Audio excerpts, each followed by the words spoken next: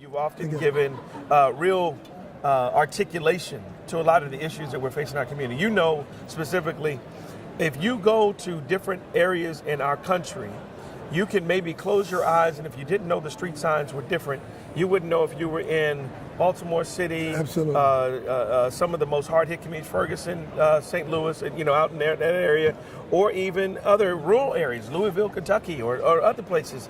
Sure. And so help us understand, how should we be thinking about addressing urban communities today? We need to fix issues. Absolutely. And we need different perspective. We can't go on doing the same thing and expecting different results. Well, one of the statements I make in my book on race is that the greatest illustration of biblical Christianity is the black church in slavery. There was no government grants, no government programs, and yet it not only hewed out a solid religious order, it intervened with education and economics, and it intervened with families, and it did all that with no cultural support.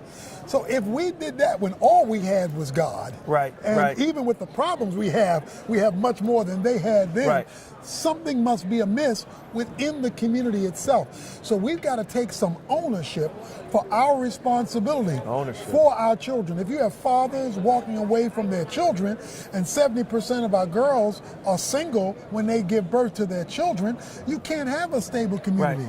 So while we fight for justice and equitability in the culture, we've got to own responsibility within the community. Man, that is so good. I really appreciate this. This is, if you were talking to pastors today in various communities, we got them all over the place. We got them from LA to South Carolina. It doesn't make a difference. What would you talk to pastors about today and say, hey, look, these are maybe the top 3 things you need to be focusing on in terms of our culture, where we are, and really the practical needs of ministry?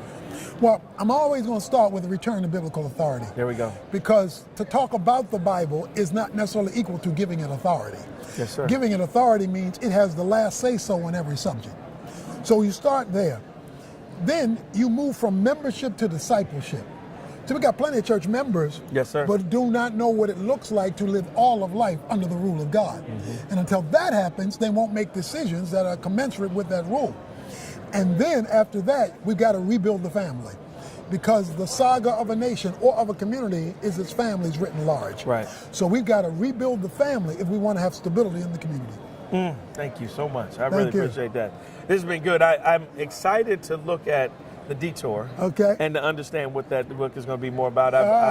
Like you said, God will make a hit a bullseye with a crooked stick. With a crooked stick. That's what I'm trying to make sure I remember. You call me after you read it. There you go. Tell me what else you stole, all right? I will. Well, thank you, Dr. Evans. I appreciate it. Thank you so much. And you have a great day. Thank you. All righty.